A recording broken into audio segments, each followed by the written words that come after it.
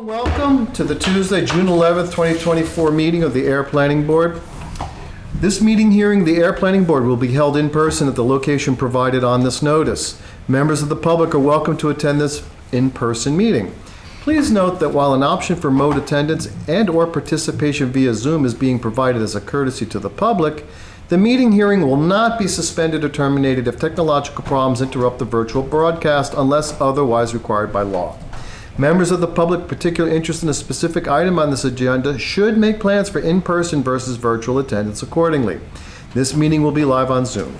The public may access the proceedings by joining Zoom, meeting identification number 833-6548-0732, or by calling 929-205-6099. For additional information about remote participation, please contact Danny Ruiz, town planner at druiz@ayer.ma.us or 978-772-8220, extension 144, prior to the meeting. Thank you. Meeting is now called to order. Before we vote to approve the agenda, I just want to draw your attention to, we don't have the May 28th meeting minutes yet. We'll do that at the next meeting. Any other comments on the agenda? Nope. I make a motion to approve the agenda. Second. Any further discussion? Hearing none. Ken, how do you vote? Aye. Nathan? Aye. Chair votes aye. So it's unanimous. And so the meeting today is going to be pretty simple. Danny is going to give us an update on something, works in progress, or even just about ready to begin. And then I thought we'd use this time to do some education. And something that's been on my mind is, well, what triggers our activity and at what level? Because there's so many different levels of review, starting from no review, just building commissioner, all the way up through advanced subdivision. And I thought it'd be nice to have to go over what the differences are, what the triggers are, what our jurisdiction is for each of those things. And not only would that serve as a clarification for us, but because it's recorded in a live meeting, it will always be present. And then after this meeting, we can timestamp the relevant section for the education and use it as a link on the website for people seeking more information about, the review process. Does that sound good to everybody? Mm-hmm. Okay. Welcome, Sarah. Did you want to sit at the table? Okay. I'm just listening. Thank you. Okay. Welcome. So, Danny, you want to take us through the administrative updates? Yes. So 77 Fitchburg Road, they have applied for site plan review. They will be, right now it's in the comment phase from the interdepartmental review. That's the auto place on yes, the U-Haul? Yes, okay. This is the auto sales. Mm-hmm. Half of that building will be used by AVS. Across the street? Yeah, so they're on 60 Fitchburg Road. Yep. So half of the building will be used by AVS as an area for manufacturing. So what they'll do is they'll manufacture, they use like thermal oven stuff. They create these huge I don't even know how to explain. It's like high pressure furnace. Yeah, exactly. And like they use systems. Like these carbon graphite, like they create the inserts for these high temperature ovens and thermal, they use it for thermal nuclear. This is like for industrial applications. Yes, exactly. So it's 2,500 square feet that they're going to be using. Mm-hmm. And what they'll do is they'll manufacture there and then they'll transport it on a box truck to the bigger building. Wow. Yeah. So they will be before us on June 25th. Okay. Opening up the public hearing. 0 Scully Road. They're currently they're close to being at the point for submission for a site plan review, but they're currently going. They're in discussions with Charlie on the use and getting some figuring out clarification mm-hmm. wise on what is allowed and not allowed. Okay. And how many tenants in that spot are we looking at? So it's just one tenant. It was just one now? Yes. I remember one time there was a discussion, it was more than one, but it's just the one? It's just going to be one. He's a fire sprinkler person. So they kind of do the monitoring there, 24-hour monitoring, but there's also going to be a storage component to it. Mm-hmm. So okay. They're kind of discussing the use still. And I assume that with both this one and the previous one with the ovens, there'll be a fire safety review from the fire department. Oh, yes, Of yes. course, Yep, Public yep. safety will be deeply involved, I assume, on Yep. both of those, yeah. Exactly. Okay. 97 Fitchburg Road. So you guys know about this project. This is the Hafner's project. Oh, yeah, okay, yep. So apparently GPI called me, and the A&R that was approved by you guys was never signed, and What? this is what I was told, that they did not have record of it being signed or recorded. So I looked through everything that I had, tried to find record. I couldn't find. This is the propane tanks. Yeah, I couldn't find the actual A&R Mylar. I don't know if you guys remember signing it or not. Because it was 2 lots. This Yes. was the 20,000 square foot snafu, right? And so that second lot, Yeah, did we but sign you it? guys approved it We approved it to be an because I have the meeting minutes, but I don't have any record of it being signed, and they don't have it either, and they don't have the record of it being recorded. So what I told them was submit the same A&R Mylar. I'll have the board sign it because it's the same board, that already approved it, and then we'll hand it back to them to get it recorded. Gosh, I wonder what happened. Can I make a comment? on Yeah. this? Yep. Okay, so I want to say that A&R was done before this, not before this board. It was done earlier, not this board. So the meeting minutes show it was approved by this exact board. It was in December. It was December 14, 2021. I have the meeting minutes because that's why I reviewed it. So that was 4 lots, that A&R. So That one? the original lot was 1, owned by 1 person. And the way I recall it, they have developed 3 on the street and left the 1 in the back, KTR. Okay. So they had 4 lots. Each of the front lots was, I don't know, 20,000, something like that. Okay. This gentleman put them together. He sold the 3. They put the 3 together as a package. They bought the 3, meaning Hafner's or Easton Fuel, whatever their formal name is, Yeah. and they kept the lot in the back. So 2021 is when we did it. Yeah. December 14, 2021. And it must have been a different engineer then It than the was- engineer who worked for Hafner's. It was probably- GPI who did it. It was the same engineer that worked for them on the construction of the project? Or was it David I Ross don't know. Associates? I think David Ross might have done, So Yeah. I'll have to look and confirm that because I don't actually have the plan, so that's the problem. Like I don't know what plan Okay, we're talking so- about. That's where I'm having trouble with them. So I told them to get me it so that I can actually get it over to the board. And you guys would know a little bit better than I would, and maybe Heather has some. The only History. thing I can think of is that was during COVID, so we probably were remote at that point still, so that could have been one of the hiccups on that end. never did A&R. But I just no I'm idea. totally baffled, yeah. Yeah, so I'll. Okay. There's still a little bit more work to figure out once they get me the plan to make sure it's the right one and figuring out on that. But that's kind of what we're trying to address now because I believe they're trying to just close out everything. It's kind of strange that they could submit a plan for approval for a site plan and whatnot without having the recorded drawing before that. So you can you once can. because you guys endorsed it, you guys approved it that same meeting. So you approved it, and then the site plan review came after the next meeting after that, and you guys approved it. Right? Okay. All right, well, thank you. All right. So Excellent. And so Any that'll be cleared up by the next meeting, you think, or? yeah. So I'm hoping that at the next meeting I'll have everyone sign Well, it. I might have it wrong. So I'm thinking there were 4 lots there, but they might have consolidated the 3 into making 2 lots, one in the back and one in the front when they bought the 3. I'm not sure. I mean, I have the site plan, so the site plan will show me the lots Yeah, to make okay. sure that the A&R matches. But I'm not exactly sure. Do another one, I guess. Yeah, it's just, and on this, since you guys already approved it, or endorsed it, it's just signature that needs. Right. Okay, great. Well, thank you. Any other questions on any other projects? Yeah, Park Street, Yes. update.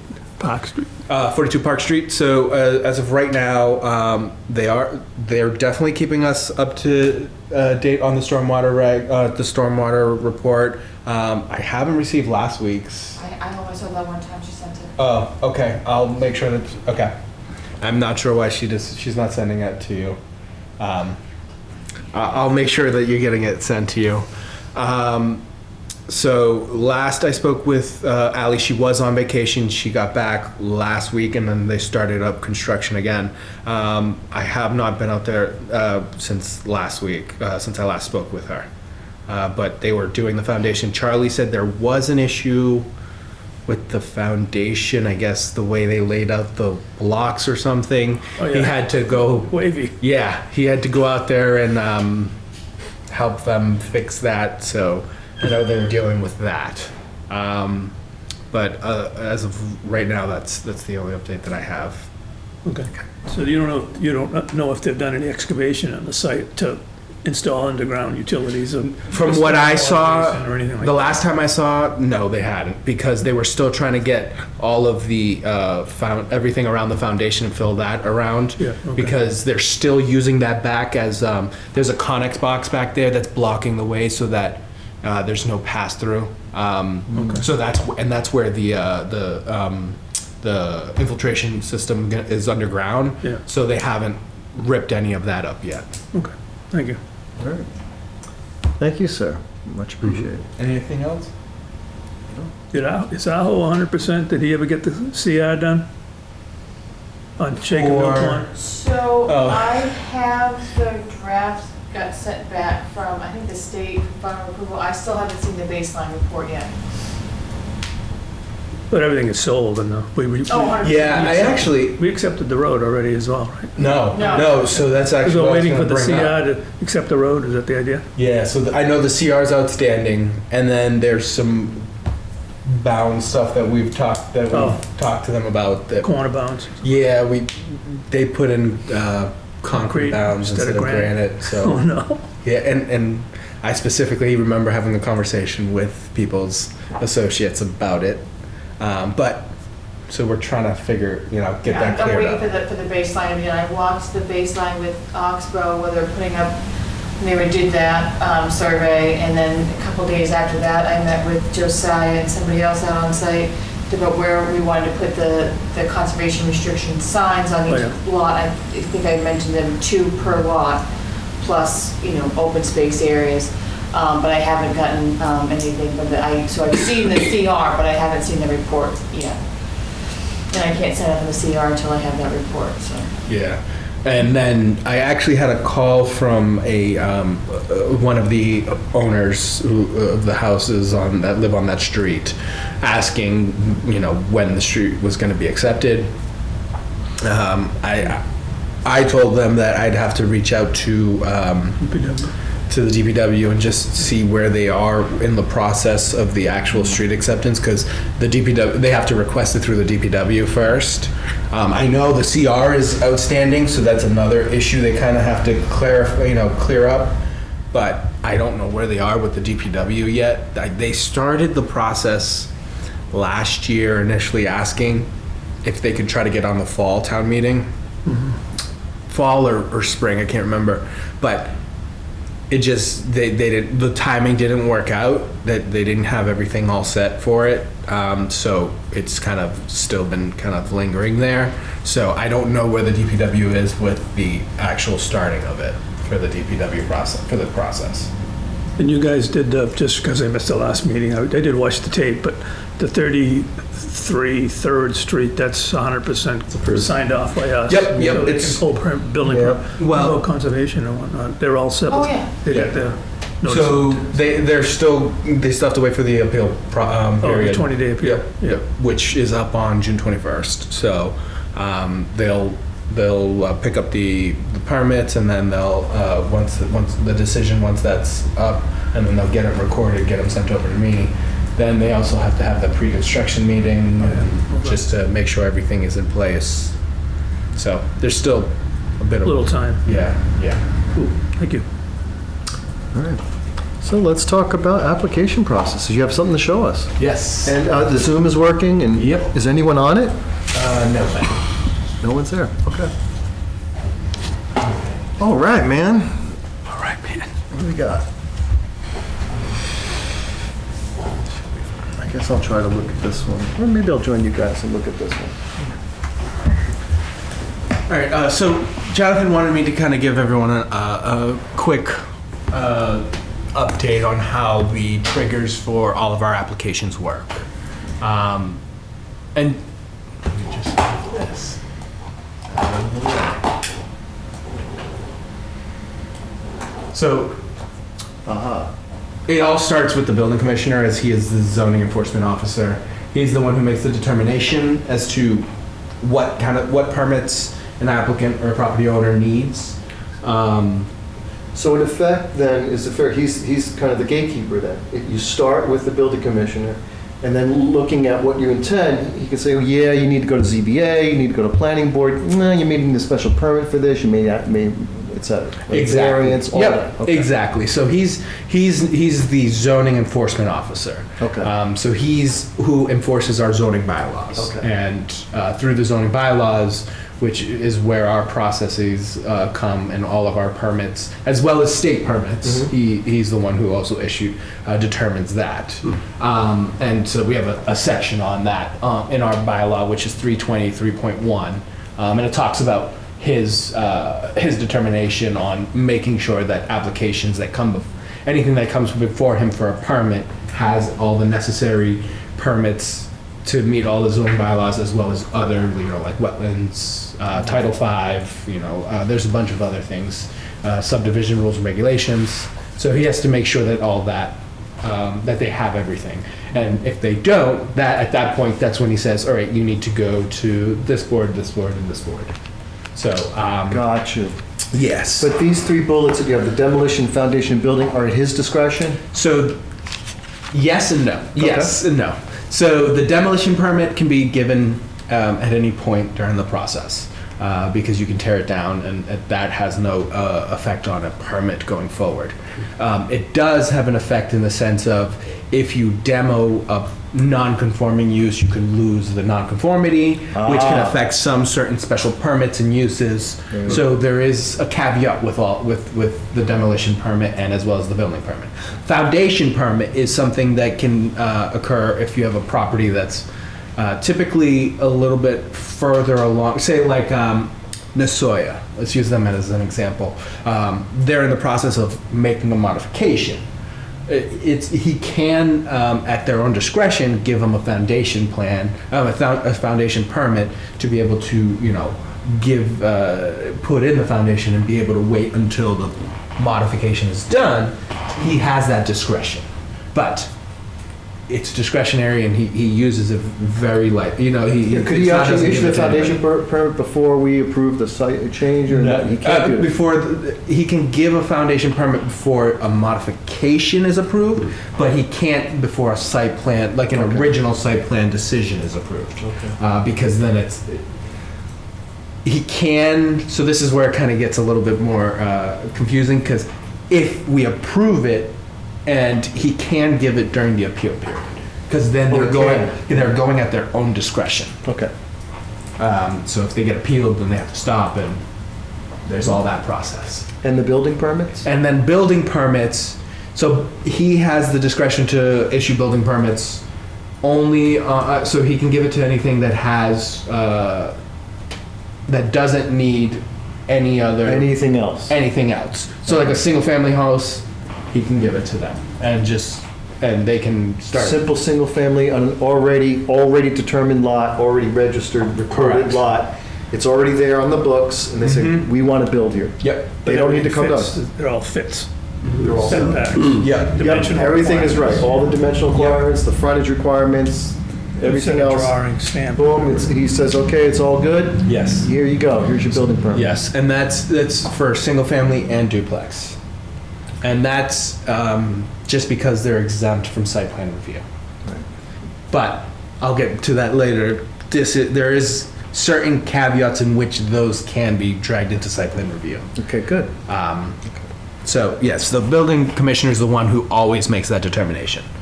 it should always be him and no one else, because he is the one who is the zoning enforcement officer. So I do not have the power to tell anybody, oh, you need to go here, here, here, which is why my process for site plan review on our application, there's a meeting with myself and Charlie to make sure that everything is being done the way he sees it needs to be done. Excellent. Okay, good. So these are the different applications that we'll typically see: approval not required, definitive subdivisions, site plan review, and special permits. Okay, good. So for approval not required, this one's a pretty, it's more of so they consider it an endorsement here. It's Right. not an actual approval that you guys are just saying. Basically with A&Rs, what you're doing here is just making sure that it meets all of the zoning. And because the difference here is you already have an existing way in front of it, so it already So has. you have to have an existing way for an A&R. There has to be pre-existing way. Correct. Mapped and registered in the town, right? Yep. And it has to be, and does it have to be a real road, or can it be a paper road? So technically, paper roads do count. They do count. Because what paper roads are, which are not allowed anymore, paper roads are what people used to do back in the day with subdivisions. They used to create these subdivisions, but never actually have to build the road.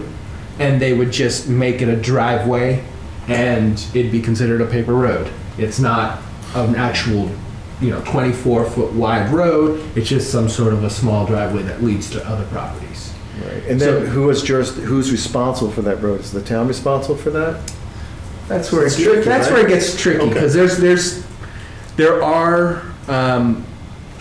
there are paper roads in Ayer that the town is responsible for, Right. but then there's some that are not. Right. They have to have been accepted by the town. Okay, it has to be it has to be accepted. Yes. If it's not accepted, it's not formally a Correct. road. Yes. Per se. So in the sense of like with 33 3rd Street, which I'll just get to that quick as an example. Technically, this is an actual accepted road, but when you actually go out there right now, it's just a gravel way. Right. Exactly. So that's kind of how. That's what most people would have considered a paper street, a paper street. So a paper what road. triggers the difference between the building commissioner saying, "Yep, you can go ahead and get a building permit," and what triggers the A&R if So with the A&R process, the building commissioner doesn't Lot's not actually. there. If it's an A&R process. That's what I want getting. I want to get it on I think the recording. thing that's important is to give the entire title, approval not required, the rest, The approval not required. the rest, under the subdivision control. Yeah, it's under the Under the 81. subdivision. It's 81P. So correct. Yes, you're right. Sorry about So that. it's an instance where it's not. You can't just get the building permit because the underlying property hasn't been designated as an appropriate lot with the No. right dimensional requirements. No, so I'll That's why we're having this conversation. And the reason he says that is because there's within the actual subdivision rules and regulations, there's a difference between an A&R and a subdivision. Okay. So All right. so that's what I'll get to. Oh, I'm sorry. No, Go ahead. that's okay. And the reason it's different is because on an approval not required, you already have a road that's there. Road is there. Frontage, and you just got to meet the zoning for the lots need to meet the zoning. Typically, during an A&R process, you're dividing a parcel. It's right there. Yep. There you go. Yeah. You're dividing a parcel, one big parcel, into separate lots that have frontage on a legal right of way. But the difference is you're only changing the internal lines, because you're not changing the perimeter of it. You're not doing any of that stuff. So you're not creating a new right of way to create frontage on those lots. That's what a subdivision gets triggered. For a subdivision, the trigger is the fact that, say you have a 20, this one is Panther Place. So they had a bigger parcel. Oh, It yes. was one large parcel. One big parcel. And so this was their legal frontage right here, right? This right here. That's not enough to create all these lots that they wanted. Right. So what they have to do is create a new right-of-way, which meets subdivision standards and Ayer subdivision standards. That way they have legal frontage off of that new right-of-way. Right, there you go. So that's the difference between an A&R and a subdivision, because the A&R is a simple process that the state gives the planning board that says they're not really changing they're not changing the right of way, they're not creating a new right of way, they're just creating a new lot on a legal frontage, and they meet all of the zoning. So it's just an endorsement. You're not reviewing, you're not approving anything, you're just saying it meets zoning. I think you might have to clarify that. In what sense? It meets the dimensional requirements, doesn't meet all the zoning requirements. You're right. I did. I've studied this for a Yeah, long time. it's the dimensional requirements. He is correct on specifying Now, that. I'm going to remember, I'm doing this on purpose because it's being recorded. I get it. So I get it. So the difference between A&R and a subdivision is that an A&R has a legitimate accepted road with the appropriate frontage available so that you can have a lot, et cetera, and build upon it. Subdivision, as you just described, requires the construction of a road to provide necessary frontage for the new lots you carve internally within the perimeter of a parcel. Correct. So if we go back a step then, someone comes to Charlie, the building commissioner, someone comes to the building commissioner, what's the difference between him saying, yep, go ahead and build, or saying, nope, you gotta go to the planning board for the A&R endorsement? And so typically with this, most property owners come to Charlie and tell him they want to do an A&R. So typically Charlie's not going to say, oh, you need to do an A&R, because most people that are coming in to build on multiple lots already know that. Right. So it's not really a determination that he's going to be making. There is a determination, he will have to make the determination that it is a legal frontage, like he had to do on 33 3rd Street. He had that note. That's right, we got that note from him. If I can move this. He had that note down here, which he said, property, which one is it? A portion of 3rd Street is expected to be an additional, okay, here it is. In addition, the Town of Ayer Building Commissioner has issued the following determination regarding the status of the portion of the street, of 3rd Street. It's my opinion that in all ways, paper streets are pre-existing, non-conforming, and that they may be used for frontage as long as they have never voted to rescind the ways, paper streets, and that the planning board approves construction of the way. In this instance, the applicant was required to come to us for the endorsement because they're taking a parcel and then we have to approve these lot lines for the creation of the 3 lots. Yes, because the board is reviewing to make sure that it meets the dimensional requirements. It doesn't require subdivision approval. And doesn't require. It doesn't. Yes. Doesn't. Exactly. If you read with signature block, that's the important part, right where you sign. The language has to be there. All this language is required by Yes. state law. Okay. So it says approval under subdivision control law not required. Right. That's what we're signing. You're saying. Basically, the fight comes, these A&Rs are fought all the time, all over the state. Yes. There's hundreds and hundreds of lawsuits about this, because some people want it to be forced to be a subdivision.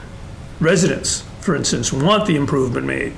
So for instance, if Charlie didn't rule that that was a built road, he'd have to build that road. He'd have to build the road. In according to subdivision regulations. And then we have the whole Putting in the whole gamut of construction on. That's right. Down there. It'd be But a it had 50-foot water, right of it had way sewer, and all that stuff. you know. So there's a lot of discussion about A&Rs, and people curve things around and make all kinds of shapes, and it goes through a lot. So there's many lawsuits, and the professionals know the lawsuits already. You know, the lawyers who come before us, the engineers who come before us, Yeah. they know what will work and what won't work. And every once in a while, even in this case, something happened here. I don't know if you guys recall it. That was first submitted. It was not called Lot 1, Lot 2, and Lot 3. That's right. It was the person that asked for that. It was yes, you did. It was called Remaining land. Remaining land. Right. Right. So, and this also gets into more specific. There's other things where You can create a non-buildable lot in the sense of a lot that does not meet the standards, but you have to specifically call it out on the plan as a not buildable lot. Right, another state requirement. So all this stuff follows the guidelines of the subdivision control law section that's A&Rs. I want to draw this attention. So for instance, before I was served on the planning board, I remember seeing the number of houses that Mr. Aho built along Route 2A. Yes. They're Yes. all side by side. Yes. And to my not knowing the laws and regulations, to me, I would have thought as a subdivision. There's multiple houses being built, but it's not a subdivision, as it turns out, because each one of those houses has the appropriate frontage and dimensional requirements to that already accepted road, which of course 2A is. So really, it's a series of independent A&Rs rather than a quote subdivision But project. a few other things happened there because we Well, have we'll get to- regulations in place. We'll get to that one since too. then. Yes, we'll get to Yeah, that. driveway. That was actually one of my examples that I'm going to use Okay, for go ahead. Yeah. site plan This is review excellent. triggers. Thank you. Yeah. So, for an A&R, there really is no building commissioner having to make a determination on the actual, they need an A&R. What he would make the determination is if the road is legal frontage. Exactly. And if 'cause it's most- not, Yeah. Exactly. it gets kicked to us. And that's then when we he go says, through all this- right, you got to go. this process. Yes. All right. And we've And- had it happen, but we have had A&Rs that we did not endorse, Correct. Yes. like Marshall Street, which is, happens to be the little tiny street that, Yes, the Town one clerk that, it's lives on. this right here. It's right here. Mountain View? This one. Oh, that one. no, excuse me, I'm sorry. Mountain View. I meant the wrong, I said the wrong street. Mountain My View. mistake. Yeah. Marshall Street was the same condition as this one. It was considered to be an accepted road even though it was never paved. And we did do A&Rs over there Okay. that were okay. The other street is the one just before you Mountain get. View? Mountain View. Mountain View, my Mountain mistake. View. Okay. Mountain View, an A&R came before us, and it's still, the gentleman's still trying to do it, I believe. And we determined that it was in such an unbuildable condition that they were trying to basically put in a long driveway instead of the required yeah. road, or something like a road that needed to be built. And so we did not endorse it. We sent it back, put a lot of questions, and it never came back. And this is where you'll see a lot of that issues of common driveways. Yeah. This is where you see all in a lot of towns you'll see that come up of, well, this is just a common driveway. Yeah. We're just, Yeah, they're taking that to the, people take it to the board.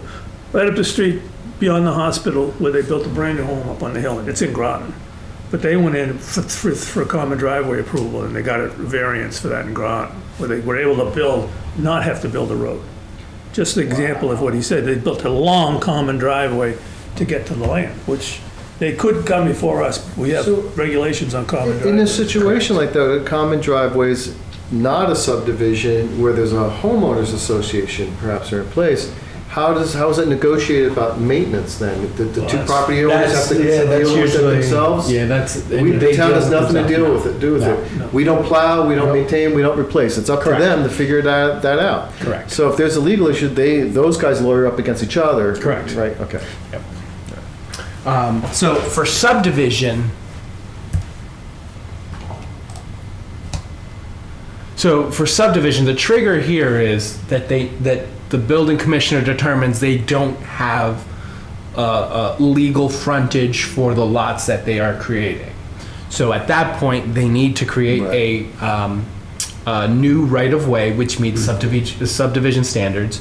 And at that point, that's where they get required to come to the planning board for definitive subdivision.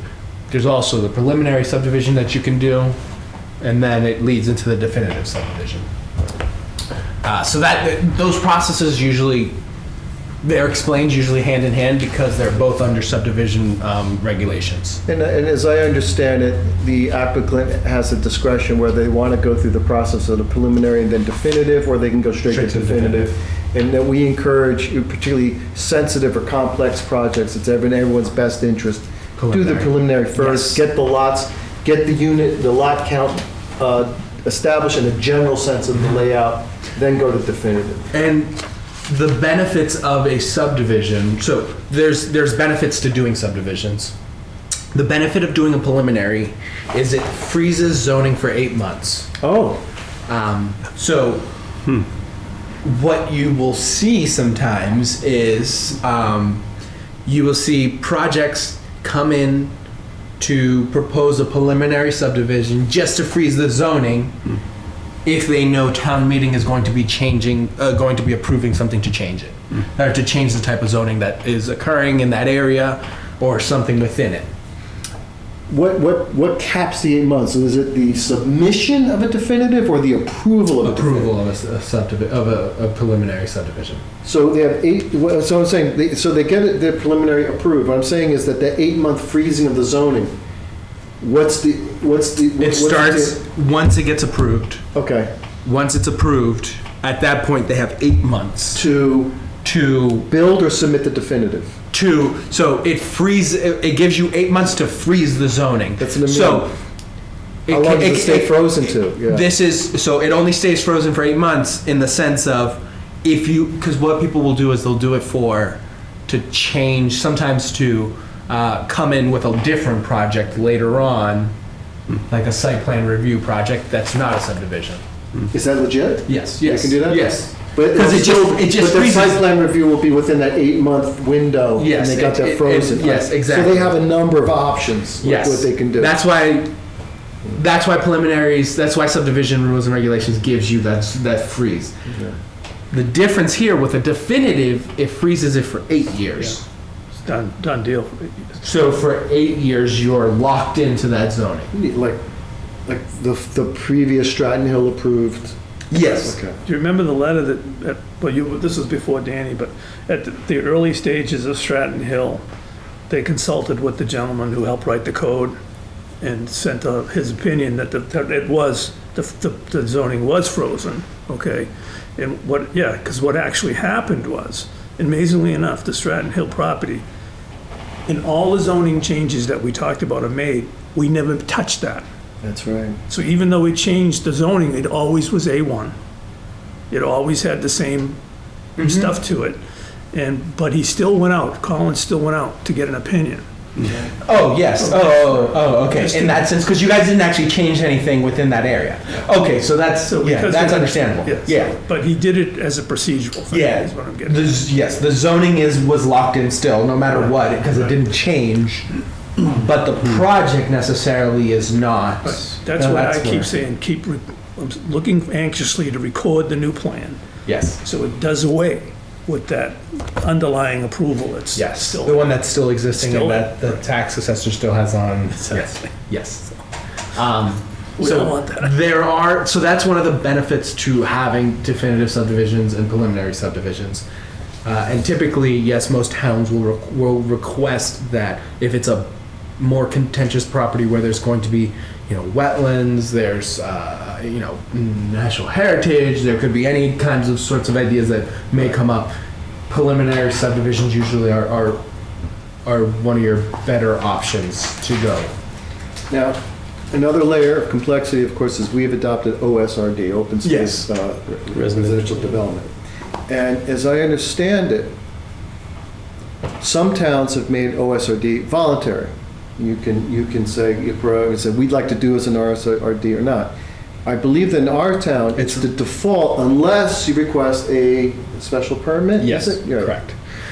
So there's other towns, just like we are. There are towns that allow it as a option on top of a subdivision. So what like in Salisbury, the way theirs was written was if a parcel of 5 acres or more was coming for a subdivision, they had to do an OSRD. They had to do an OSRD, and you could request a special permit to do a regular one. And they also, which we do too, but we don't explicitly say this, our bylaw, we allow for basically a non-subdivision open space OSRD. Oh, Site plan approval. There's a Yes, site- yes. a what approval? There's a site plan approval Okay, as part of the yes. requirement. If you can have a certain kind of land that it fits on. Correct, yes. And like in Salisbury, they used to call it the flexible development, which is basically you have one lot, but it's basically a condominium style. So it's going to have, you'll have like one big lot that's going to have to meet all OSRD standards, but it just doesn't have internal lots. You don't have to build a street. Yes. And they don't have to build a street. You have to build applicable parking and applicable driveways according to the site plan requirements. Correct. But you still get the 50% open space. Yeah, you still get everything, the benefits, there's just not individual lots, Okay. which is something that we may see in the future, just so that- Yeah, I can imagine that happening. Yeah. Yeah, I could see that. Yeah, we There's- could see it. There's a potential project that, Timings. Yeah, there's a potential project that may be coming okay, for, that And that'll may be be looking interesting. like Yeah. that. okay. Yeah, when we tweaked the two-family and the multifamily recently and things like that, Correct. that opened up the chances for more of a site plan approval than a subdivision approval. Yes, and a perfect example is a project that I actually built in Framingham, the Millwood Preserve project, which is exactly like that. It's 70 acres, 45 acres of it is open space, and the rest of it is just singles, duplexes, and triplexes. But it's a over 55 development. Or active adult development. You can't discriminate anymore. So, but there's no lots. It's just a condominium. So everyone pays in. It takes care of the road. They don't take care of anything. They Oh, only there's a have condo association that has all the fees. and all that. it Okay, pays. right. Landscaping. Your Everything. water, sewer, everything is paid into through your condo fee.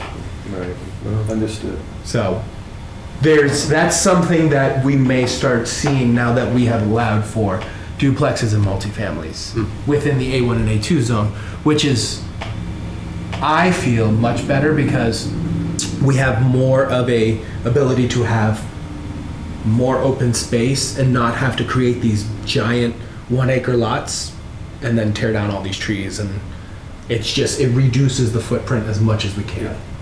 Okay, good. All right. I think we have site plan. Site plan review. So with site plan review, there are 5, but with a caveat, a 6th trigger. Okay. So the first one is construction, alteration, or expansion of a change of use within a municipal, institutional, commercial, industrial, or multifamily structure. So, and just so that everyone knows, all these triggers are determined by the building commissioner. Building commission determines He that. makes the determination on all of these. So what he would do is something like a finding, choose the number, I find that this falls under this, and therefore. Yes. Okay. Yeah. So the typical process of a normal developer would be you have a property, you're going to go meet with the building commissioner, building inspector, however they call it in the town, and get a zoning opinion. And at that point, you'll get a zoning opinion which tells you exactly what you would need for each. Right. You'll need, site plan review. You'll need a special permit, and you trigger. Why do you need these? Because you trigger this, this, and this. So each project is looked individually, and he goes down each of these to see which triggers are applicable for this for this property. So if you're the next one would be construction or expansion of any parking lot for a municipal, institutional, commercial, industrial, multifamily structure or purpose involving 5 or more new additional parking spaces. 3, this is where the Shaker Mill Pond, 9 lots on Shaker, or not Shaker Road, on Route 2A. Littleton Road. Yes, that's it, Littleton Road. 10,000 square feet. Clearing or grading of more than 10,000 square feet unless exempt under 329.6 of this bylaw. So that's our land clearing bylaw. And so the way this works is if you're clearing more than 10,000 square feet on several lots under the same ownership or owned by the same person, it could have different names, but it's owned in the end by the same person, then you have to come for site plan review. If it's just one, If it's just one and you're doing 10,000 square feet of Yes. clearing, yes. you still do. You still Yes, have to come. because of that. Well, Because of the cleaning. So I do understand, so, think it so might be something that could have been an A and R, but That, you're doing a lot of. let me just clarify on that. All right, I'm sorry. On 9.6, that might be a, Single families it are might usually be just exempt. one single family lot may be exempt. If you're clearing for just one single It's family. right here. New Yeah. construction or alteration of attached single-family to shall not be subject, except was associated with any use other than. yes, that's right. Yep, yes. So a single family home would be exempt on this It's a one. great question. This one, number, Yeah, B2. Yes, right.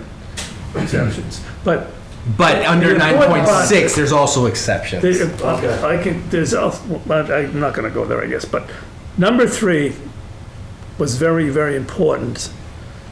This change was coming into effect at the same time as the zoning was being updated back in, 18, 16, whatever it was. And the number, I think, before that used to be maybe 40,000. Yeah, much It was a bigger. bigger The number. whole acre. wow. Yeah. So that number dropping down is very important Yes, because it creates the contiguous ownership. the is contiguous very, very ownership is important. very important as well. So Aho would have had to comply with that if this were in place before he did those lots on two-way. Because you had all that A clearing. lot of that Yeah. prompted, some of these things got prompted by that massive, clearing without anyone even looking at what's gonna happen. And- Plus he had to go to conservation. And other ways that other towns have done it is, so we do it this way with the land clearing. Yeah. In Salisbury, the way they did it is if you have, if you're going to develop lots more than more than 3 lots that have more than 3 or more units within 1 year, you have to do site plan review. So it's kind of like a, Another protection. yeah, it's kind of a protection. You do it by how many units under the same owner within a year, as opposed to we do how many square footage. So towns are getting better about that because of, like you said, was the stormwater. You're just clearing all these trees. Stormwater is a No big one's thing, too. looking at stormwater, and these are actually very big effects. Enormous. Yeah.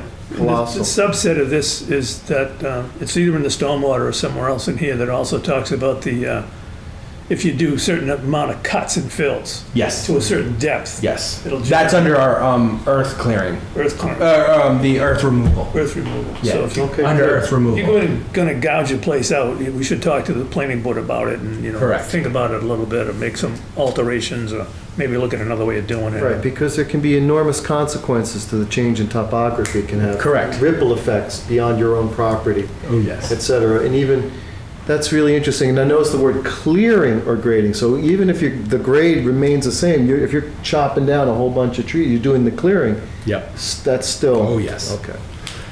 So the next one is any use requiring a special permit except for where a single family or two family dwelling requires special permit, site plan review shall not apply. Okay. So basically any special permit, they have to come in. And then 5 is all new commercial or industrial construction. That's plain simple. It's Yeah. commercial, it's industrial, it goes through site plan review, Correct. period. Then there's a caveat. If a project needs a major stormwater management permit, they also are required for site plan review. Oh, so just the application for this, the major Yes. stormwater, it automatically triggers site plan it's review? within our regulations. Okay. So that's something new that that we do need to update on our application. This is something that we found as Heather and I and Matt have been reviewing the stormwater regulations. Yeah. Just kind of going through like what are we doing with this, and like that's why I created the new decision with specifically just for stormwater for the stormwater management permit. This is where we're starting to find new things that we haven't been doing that we're going to start doing. And Aho just happened to be the first one. The one on Third Street. Yeah, Yeah. correct. Well, he hit number 3 too. Yes, he did. Yeah. So he triggered both. Figured both of them. So exceptions. Any activity, construction, or installation conducted solely for the purposes of environmental remediation approved under the EPA or Massachusetts DEP shall not be subject to 320 3.5. So does that go through the Conservation Commission to make that determination that it's imposed by the EPA, or how does that work? No, there's no. So typically, the way what you see is the state doesn't.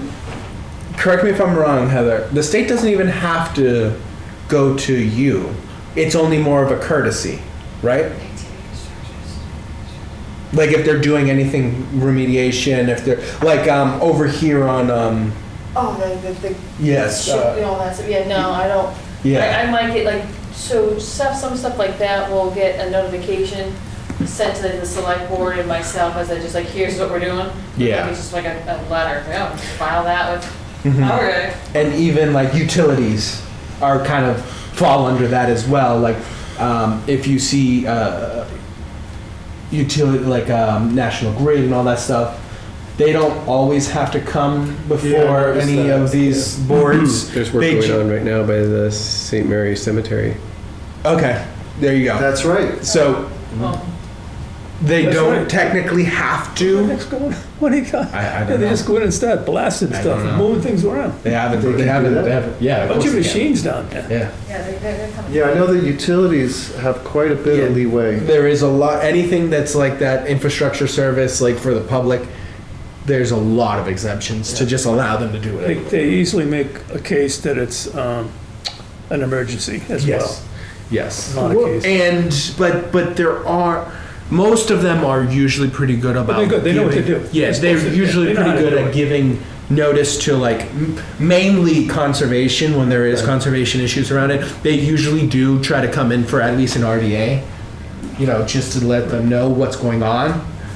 But yes, that's a lot of the exemptions. They don't come to us for anything. And a house of worship falls under institutional? Is that what, like, suppose someone that's a church or something? Yes, That's an institutional. Yes. House of worship, any house of worship is exempt as well from site plan review. Really? Any of those kind of regulations, yes.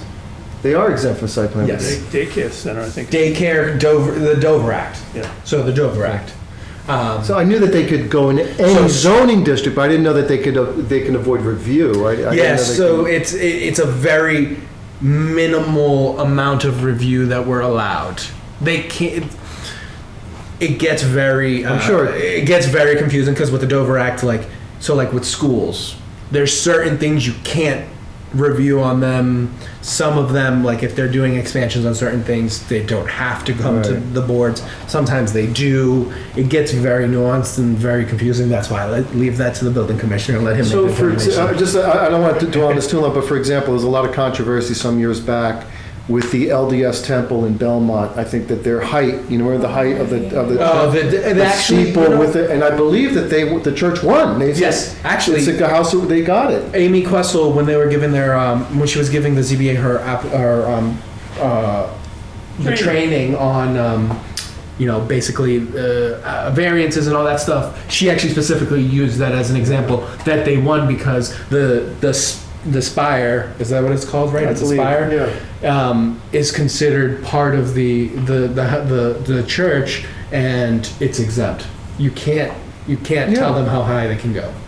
They can put the I love it. Angel There's Morales. schools too, so it's the same with schools. Sure. Schools you cannot. There's certain things you can look at, but there's certain things that you cannot touch. The example close to us was Groton Music Center.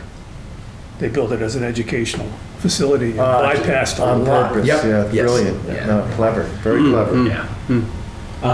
Interesting. Very interesting. So, and then the next one, which we've already talked about in 4, which is single family and 2-family dwellings. Yeah, so it's there twice almost. In the sense of, because in our bylaw, originally, remember, we needed two families were a special permit. Right.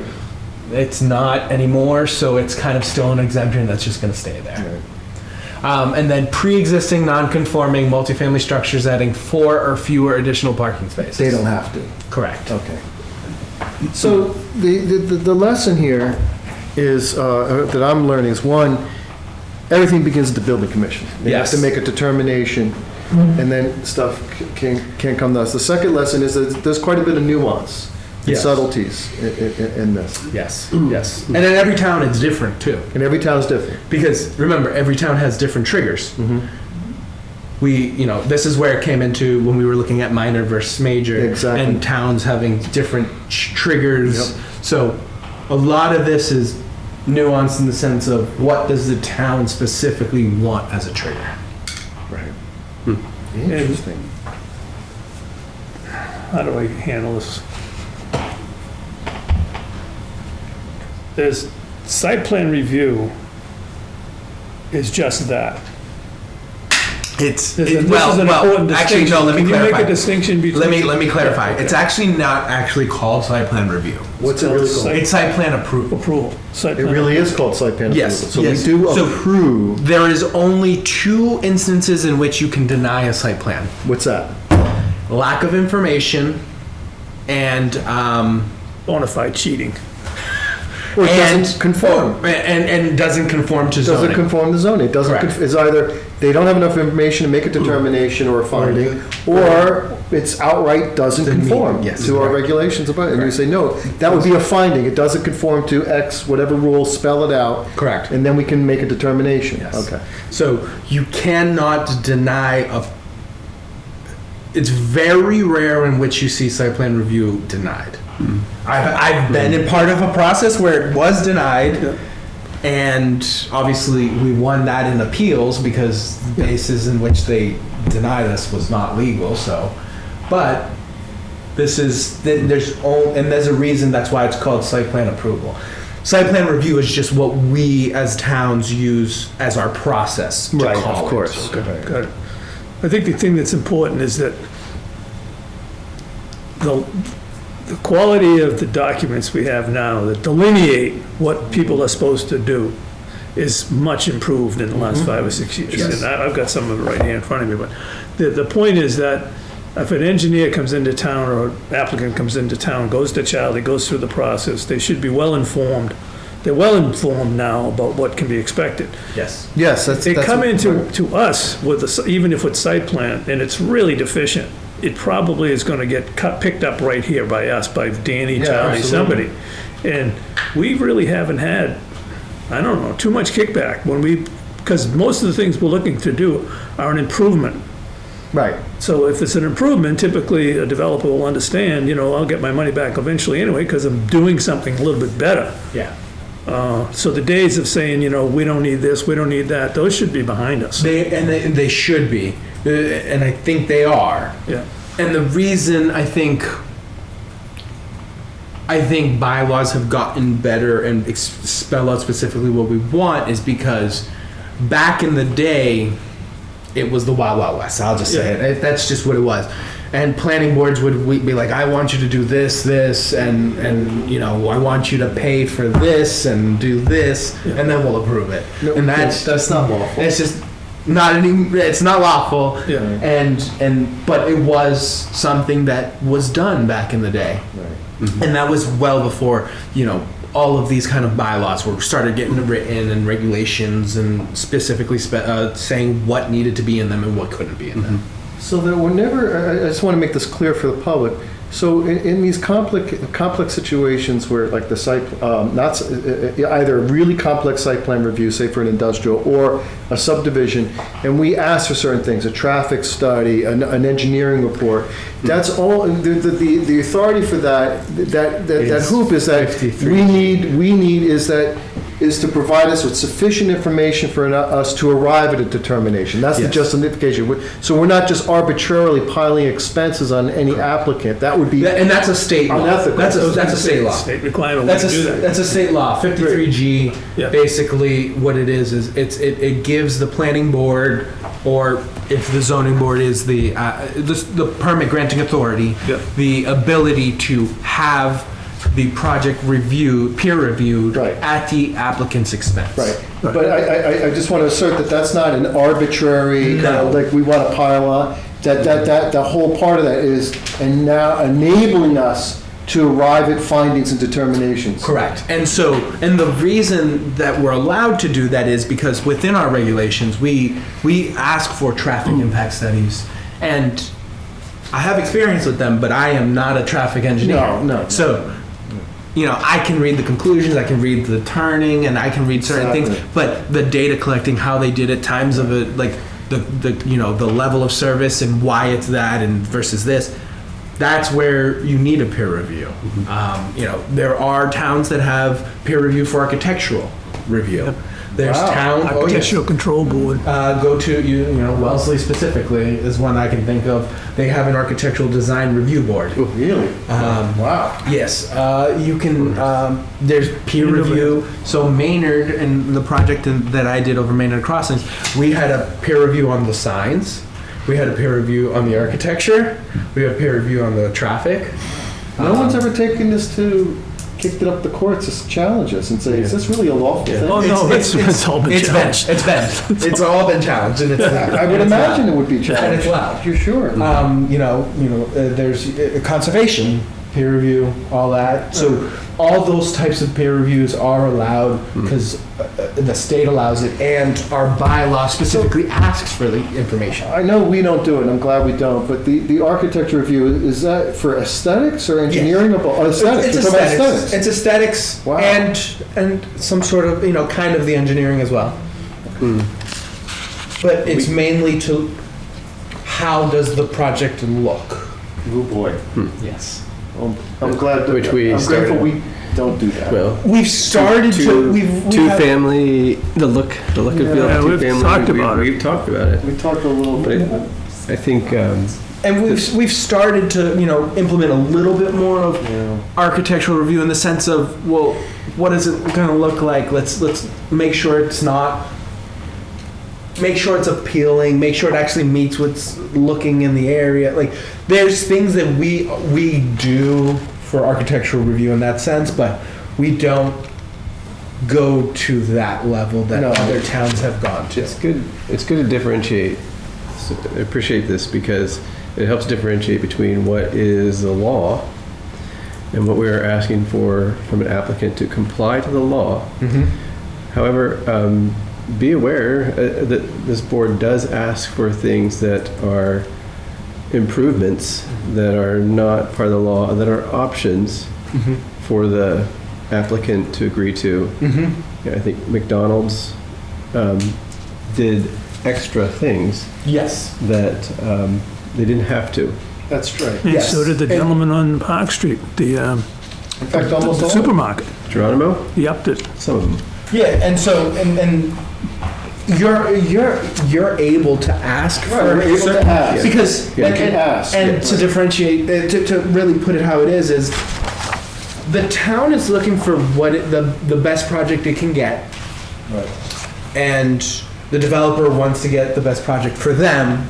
My job here is to try to get both the board and the developer in the middle, and kind of try to get you guys to get to the point where both sides are happy, and then we can get to a point of an approval. It's helpful, though, to know when, especially for new members on the board, to know when a topic is a law topic and when it is just a nice to have An improvement. opinion, An like opinion. a request from. Absolutely. I think that would help, particularly, onboarding Agreed. new members. Because the thing I'm aware of broadly, nationwide, is that the process can be the penalty. And I think a discussion like this is very helpful because if you know what is truly the process, the law of the process,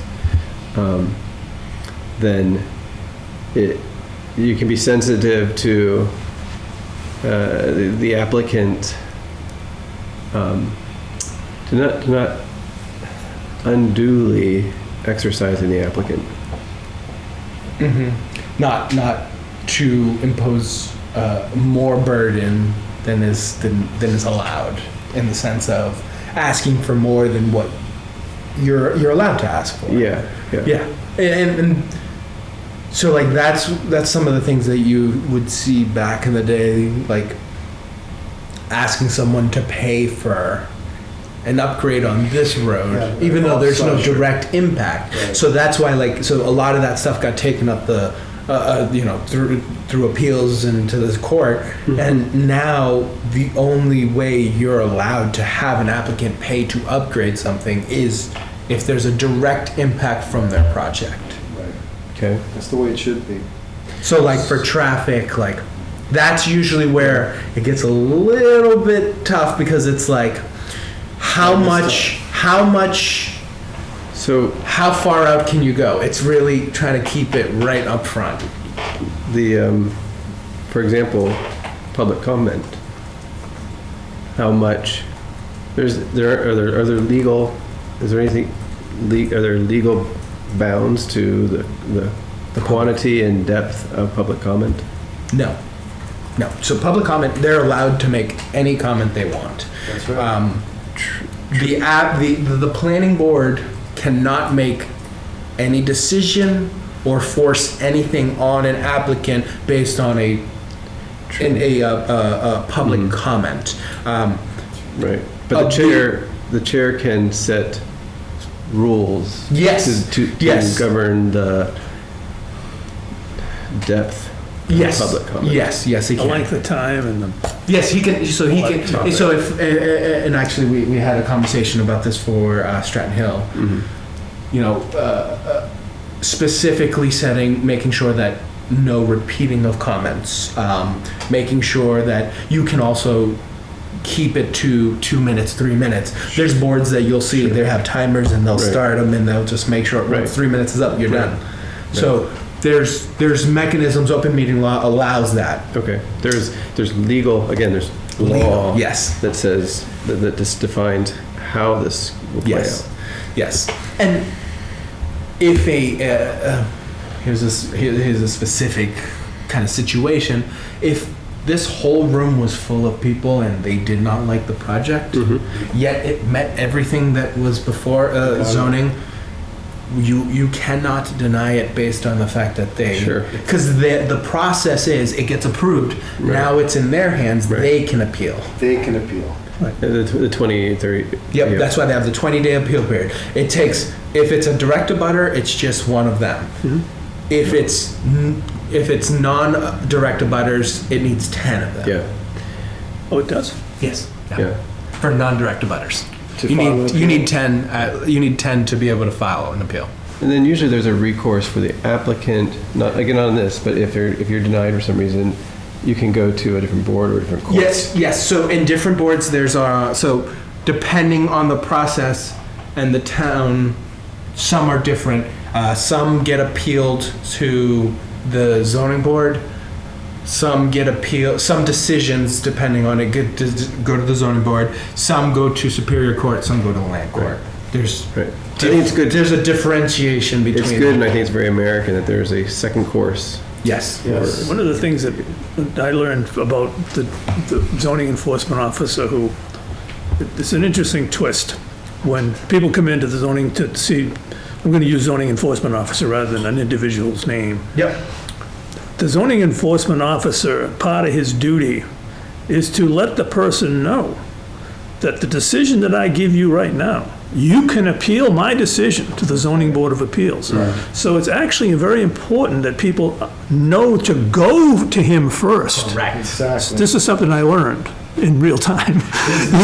Yeah. You go to him first, so he has an opportunity to tell you what your appeal is to his decision. So it's incumbent upon the zoning enforcement officer to let the public know, or let the applicant know, that even though I'm telling you this is my decision, you still have a right to appeal that decision to the zoning board of appeals. And then people from have to there, do it that. goes up to the. And if court. they don't take that opportunity to get that opinion, they've lost a piece of the opportunity. Oh yes. Yes. And I think it's And- happens. It happens all the time. Oh yeah, it happens all the time. And how do I want to say this? So don't speculate about No. someone's opinion. No. Yeah. And this is why I have, since I've been here, I had made sure that everything always goes through the building commissioner. Great. Right. Now I understand why. It has that caveat to it that there's no such thing as no in zoning. potentially there is no. Potentially. I mean, it's a long road. It could be a long road. Right. But potentially there is Correct. no. Correct. Right. If you Potentially. have enough, Yes, because he can Oomph tell and you. enough He can. power He and can enough- tell you that you could do a variant. Like there's different Yeah. ways in which you can get to your end game. Property rights are very strong. Yes, they are. Yes, they are. I'd like to shift gears and Yes. go back, if I may, Oh, yep. to the OSRD Okay. idea where you talked about ones that aren't residential, are residential but are Not lots. Not lots.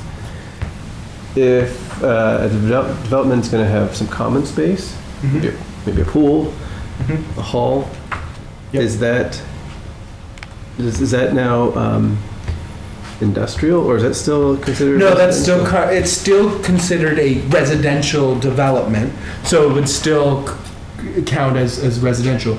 But there's like a community development area. You think like a community there's a mail room, there's a pool, there's a little tennis court, something Sure. like that. Yeah, so that's still considered under the residential portion because you're not really.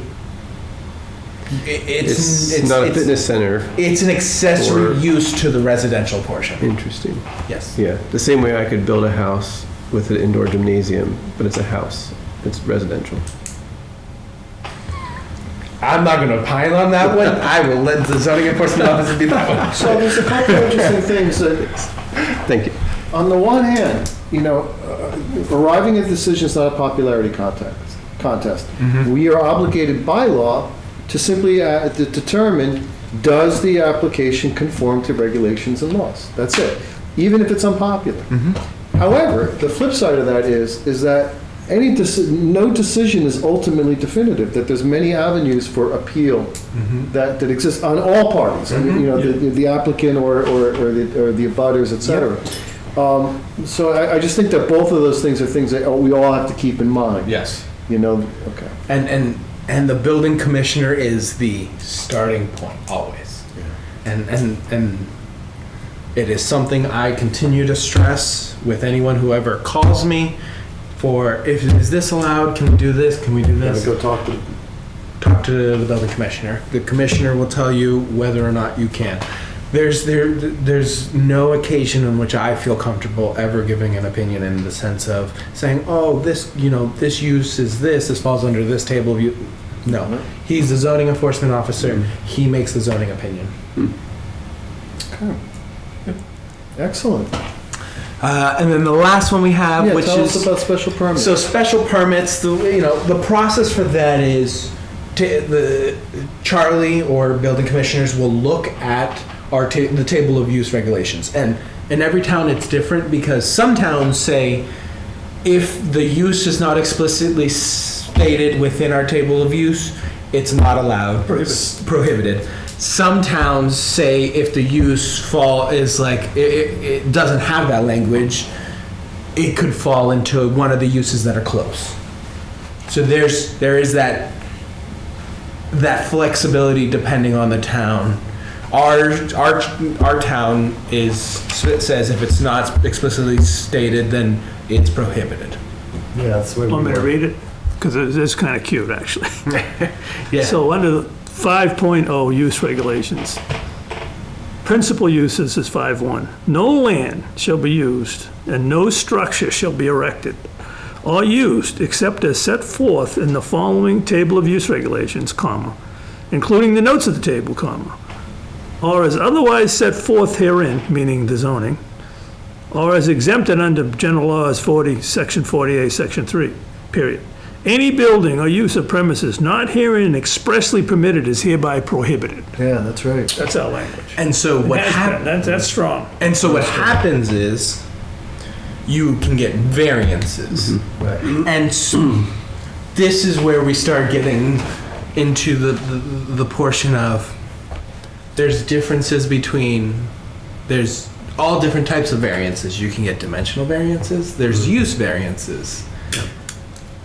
And most towns, we're not one of them, but most towns have gotten rid of use variances because it's a form of spot zoning. It really is. Right. So most towns have taken that out. We, as a town, have not, which is something I think we should look at, but that's... Well, I can give you an example of a use variance that became a very successful project. Mm-hmm. And that's the gas station right at the town line, the All-Town project. That Yeah. was a steel that was- maker, yeah, and that accent was- steel, and And it was general residence? no, it was zoned. It's the same zoning. They just got a use variance because Okay. that use was not allowed in the industrial zone or whatever Okay. it was there, a general business zone or something. But And it was turned out to be the right project in the right spot. So it works in some cases, but. Some cases. And who gets to determine the variance? Who's the authority that issues the variance? Charlie So I can issue the variance or direct it to the? or- direct it to, and then it goes to the, And then variances some- always are dealt with zoning board. End of story. ZBA. So if it's a variance, it's a ZBA issue, it doesn't End of come to story. us. No. But the building commissioner says, starts there, I think you need a variance, boom. ZBA, you go to Correct. ZBA. Correct. Now, special permits are different because it tells you in the table of uses whether you go to ZBA or planning board. It tells you which authority you have to Or go to. the select board. Or the select board. That's another one that could do it, right. Because the select board has special permits for dealerships and Oh. I think it's earth removal, maybe. earth removal. Yes, that's correct. Dealerships, you mean like auto dealerships? Yep, correct. Used car dealerships, any kind of. That is a special, wow. It's a car special guy? permit through the select board.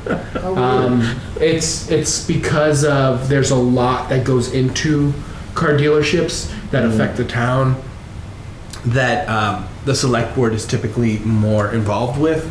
Like there's like tax stuff and like there's all these a bunch of different stuff that it's not really like site related. Yeah. It's use related. Got it, okay, understood. Yeah.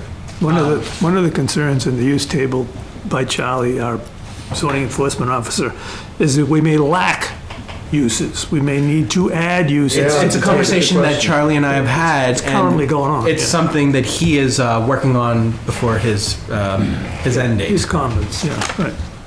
And actually, if you're looking at that one, Yeah. does that This have? If you go to the uses under that residential one, I'm just trying to see because I don't know if that's the correct one. Keep going. Go to the next. Does this have Well, this solar has on to it? be- I've got solar. Does it? I just want to make sure because The solar is I a had to separate update- bylaw, right? No, but it's. But it's I in had the to table too? update it because Oh, what it's not in happened? the table. Okay, so I updated it and the new one is up on the website. Wait a minute, oh, we didn't have to go to any place for that?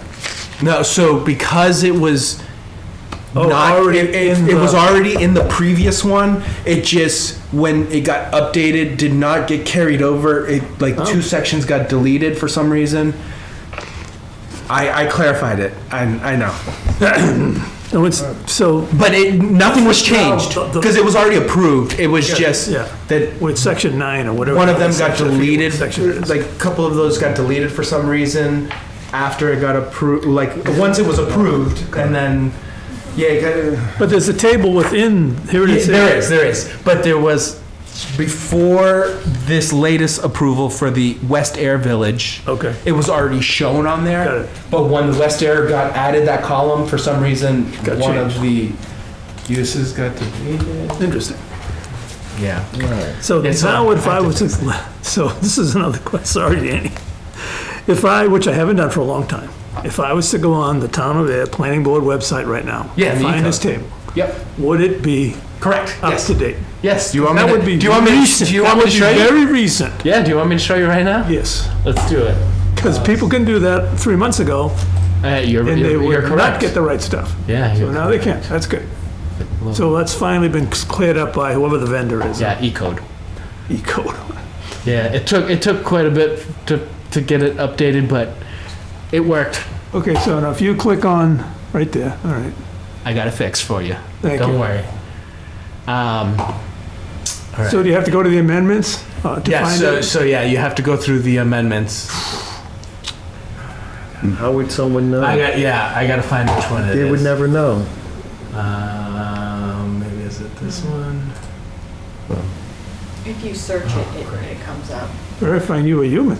Oh, Well, you're not, so why should I give you that information? This one is, so that's the schedule, that's dimensional requirements. Yeah. Maybe they haven't put it up. Why would they not have put it up? Because this takes an act of Congress, that's why. It does. We've had to go back and forth with E-code to review I'd fire the those people. proposal. I told you that a year ago. They'd be gone, I know. whoever that But- vendor is. Brutal.